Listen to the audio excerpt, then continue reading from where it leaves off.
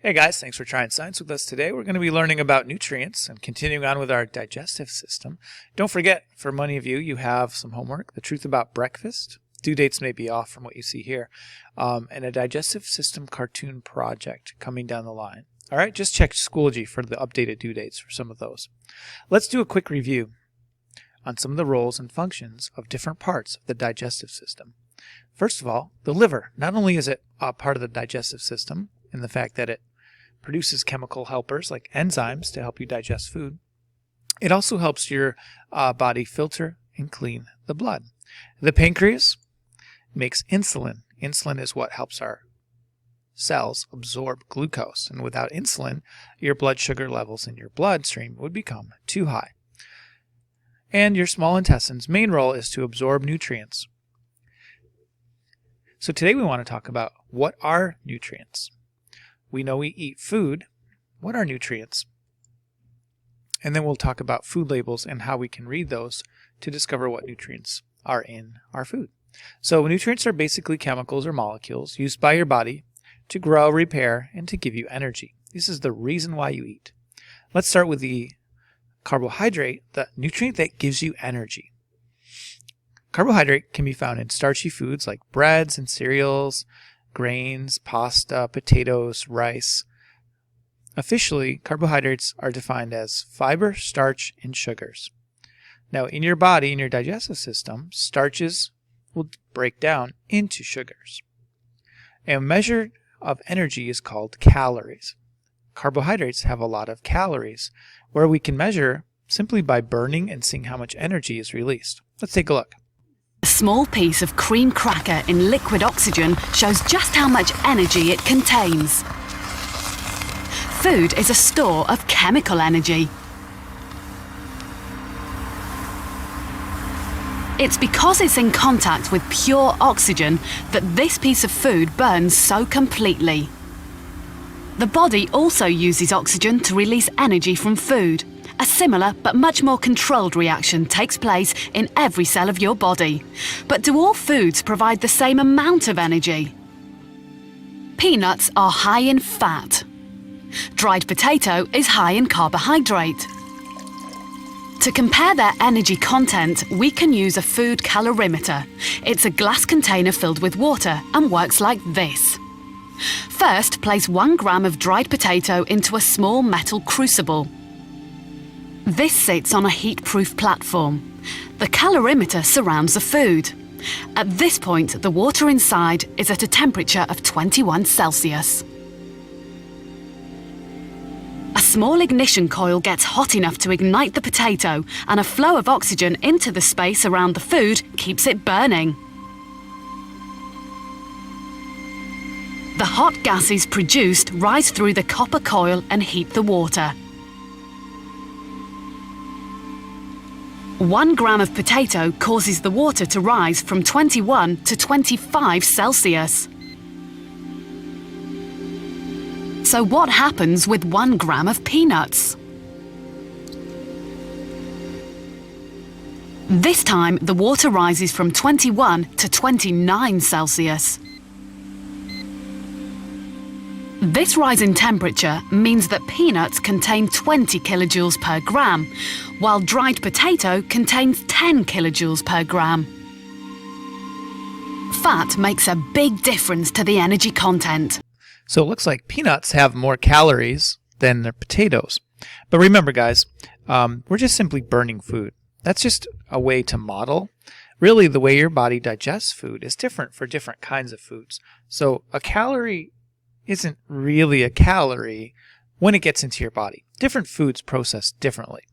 Let's take a look at fats. Peanuts have a lot of fats. It's a concentrated form of energy. And our bodies and different living things will store fats in times when there's plenty of energy that's not being used. Oils, for example, are fats. And there's different types of fats, some a little more healthy than others. Protein. Protein is really the building block. Think about your ribosomes. Ribosomes build proteins to make new cells, to make muscles. Typically not really for energy. Your body's not going to use protein as its main energy source unless there aren't any carbohydrates or fats to burn. Your body would much rather use those sources for energy. These are for building. Meat, beans, cheese, eggs, and nuts have proteins that you will turn into human protein. Now, you can't do anything without the proper co-nutrients like vitamins, helper molecules that help you do things, like vitamin D. It helps your body absorb calcium for your bones. Living things make vitamins in their cells. We can make vitamin D in our skin cells when they're exposed to sunlight. And there's different great sources of different vitamins, as you can see. And you've probably heard of vitamin A, B, and C, and different sources such as oranges, broccoli, tomatoes. Vitamins are very important, so make sure you eat a well-balanced meal with lots of different kinds of foods. Minerals, likewise, are helper materials that we need, but they come from the ground. As you know, rocks are made of minerals. So calcium to make our bones strong, iron to help carry oxygen in our blood, zinc, potassium, and magnesium. These are all elements on the periodic table. Plants and different animals are going to take in minerals. That's a great source. And don't forget water. 75% of your brain cells are water. And don't forget your blood is mostly water. Bones, the cushions in between the joints, mucous membranes to help you breathe, 75% of muscle. So make sure you get plenty of good, healthy water. So there's 6 essential nutrients: protein, fat, carbohydrate, water, vitamins, and minerals. Now, if you buy food that's been made for you or processed, you're going to have to read a food label to find out what kind of nutrients you're getting. So let's take a look at a Doritos label. First thing I want you to do is find a label, and let's look at the ingredients. The first thing in the list is the item that there is more of. So the ingredients start with the item that there's a lot of and goes all the way down to the least. So the first ingredient, which there's the most of, is whole corn. Then we have oil, parentheses, the different types of oil. Maltodextrin is the third ingredient. Then salt and some spices. Is it the healthiest choice? Well, probably not. Let's look a little closer at our label so we can find out a little more. How much energy do we get? Well, first thing I need to know is how much one serving is. This is a big bag of Doritos. How much am I going to ingest or eat? 12 chips? That seems just like a small snack. I might eat more like 20,000 chips. So be careful of your serving size. All of the numbers here are related to eating just 12 chips. If you eat 24 chips, you have to double all of these numbers. Calories and energy. Calories from fat. How much fat is in here? 12%. So the percents here relate to your daily recommended doses. How much should you get in a day? Well, if you eat 12 chips, you're already eating 12% of your recommended fat amounts for the day. And let's look at our vitamins and minerals here. Are we getting a healthy choice? Not much vitamin A, calcium, not much of any of these actually. So if I fill up on chips, I'm not getting the 100% needed amount of vitamins and minerals for the day. And if I'm full on chips, I might not choose healthy things that do have a lot. So be careful about your serving size. Be careful about the types of nutrients you're getting. Most of this is carbohydrate. Okay. Why don't you find your food label, look at your serving size, see if you can find the calories. If your item is a small package, it might just be one serving size. If it's a large package, find out how many calories you'd get if you ate the whole package. Just multiply your calories times your serving size. Pause if you need to. What's a calorie? Well, that's an interesting thing. Let's take a look, and then we're going to let you look at some food labels.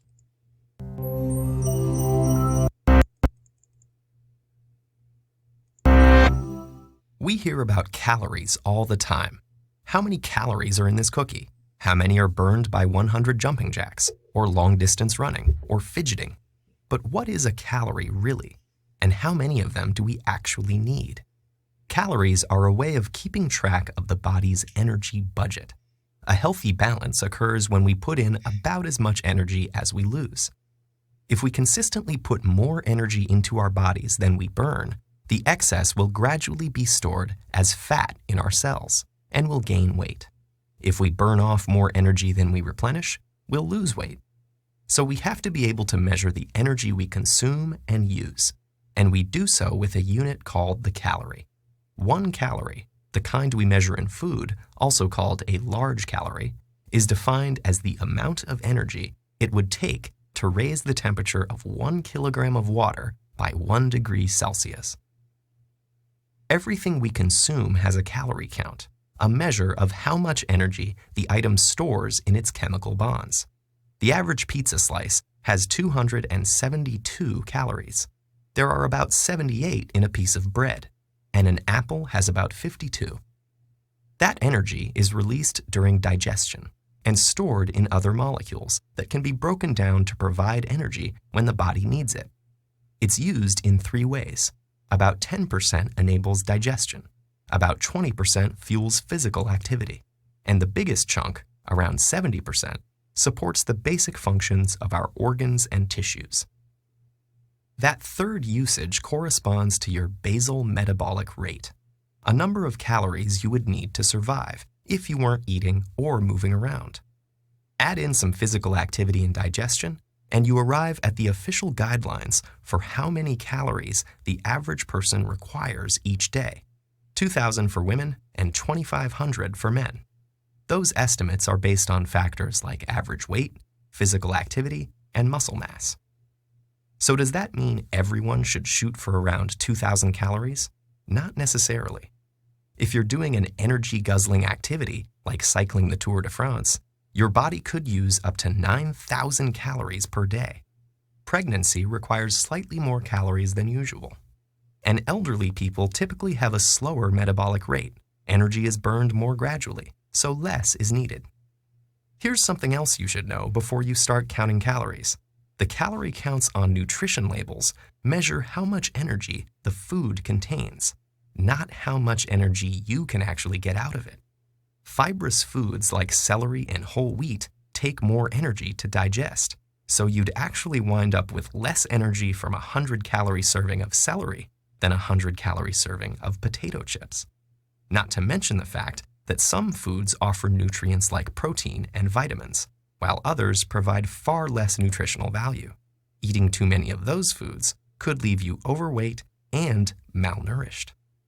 And even with the exact same food, different people might not get the same number of calories. Variations in things like enzyme levels, gut bacteria, and even intestine length means that every individual's ability to extract energy from food is a little different. So a calorie is a useful energy measure, but to work out exactly how many of them each of us requires, we need to factor in things like exercise, food type, and our body's ability to process energy. Good luck finding all of that on a nutrition label.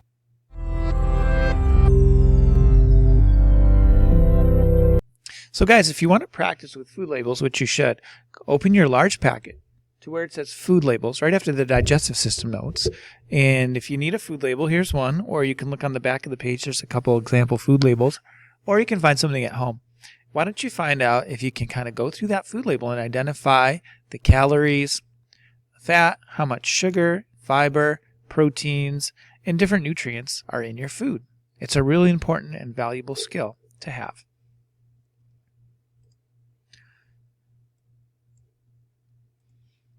So guys, thanks for joining us on Try Science. Hope you learned a little bit about food labels and some of the important nutrients in our bodies that we need. And I'll see you guys on the next one. Bye for now.